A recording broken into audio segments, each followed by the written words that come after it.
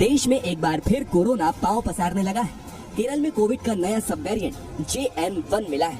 अभी तक इस नए वेरिएंट के मरीज अमेरिका और चीन में ही देखे गए थे, लेकिन केरल में 8 दिसंबर को इस वेरिएंट से जुड़ा केस सामने आया था।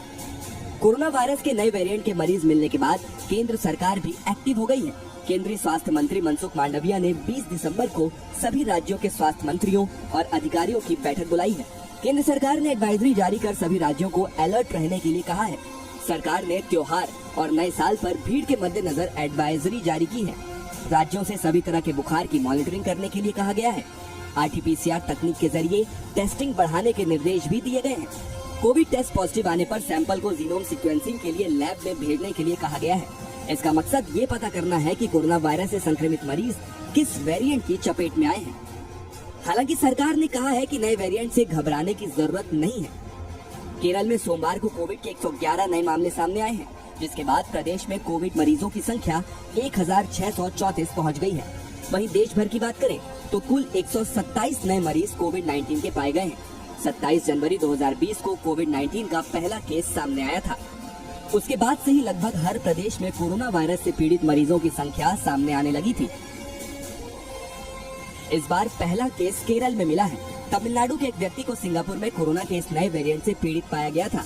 ये देखते हुए ये माना जा रहा है कि जांच में कुछ और राज्यों में मिले कोरोना संक्रमित व्यक्ति इस नए वेरिएंट से पीड़ित हो सकते हैं। केरल में कोरोना वायरस के नए वेरिएंट से पीड़ित मरीज मिलने पर राज्य सरकार सावधान हो गई है। केरल की स्वास्थ्य मंत्री वीना जॉर्ज ने एक इमरजेंसी मीटिंग की है। इसके अलावा अस्पतालों में बेड, ऑक्सीजन और दूसरी व्यवस्थाओं को ठीक करने के निर्देश भी दिए गए हैं। वहीं कर्नाटक में भी स्वास्थ्य विभाग अलर्ट पर है। कर्नाटक ने 60 सालों से अधिक उम्र के लोगों के लिए मास्क पहनना अनिवार्य कर दिया है। केरल से आने वाले लोगों के लिए थर्मल स्क्रीनिंग के आदेश दिए गए हैं। ये भी कहा गया है कि बुखार, खांसी या सर्दी के लक्षण होने पर कोविड टेस्ट कराएं। कोरोना वायरस के JN1 वेरिएंट का पहला मरीज अमेरिका में मिला था, लेकिन उसके बाद इंग्लैंड, फ्रांस, आइसलैंड, चीन और सिंगापुर जैसे देशों में भी ये फैल चुका है। अकेले अमेरिका में कोरोना संक्रमित मरीजों में 15 से 30% मरीज इसी वेरिएंट से संक्रमित है। सितंबर में JN1 का पहला मरीज अमेरिका में मिला था। इस वक्त अमेरिका में JN1 वेरिएंट सबसे तेजी से फैलाने वाला कोरोना वायरस बना हुआ है।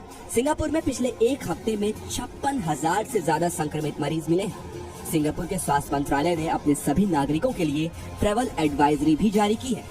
यही नहीं, अपने सभी नागरिकों से मास्क पहनने की अपील भी की गई है। अब हम आपको कोविड के इस नए सब वेरिएंट JN1 के बारे में बता देते हैं।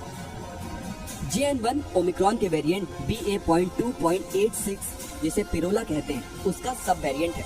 कोरोना वायरस के पुराने वेरिएंट से पीड़ित मरीजों में जो लक्षण देखे जाते थे, कुछ वैसे ही लक्षण इस नए वेरिएंट के मरीजों में भी देखे जा रहे हैं, जैसे तेज बुखार, सिर दर्द, खांसी, नाक बहना और गले में खराश जैसे लक्षण देखने को मिल रहे हैं। इसके सिम्टम्स ऑलमोस्ट सिमिलर हैं, फ्लू लाइक सिम्टम्स ही हैं।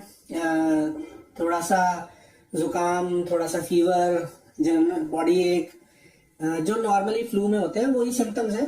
कुछ एक केसेस में थोड़ा सा ये सिग्निफिकेंटली बढ़ जाता है।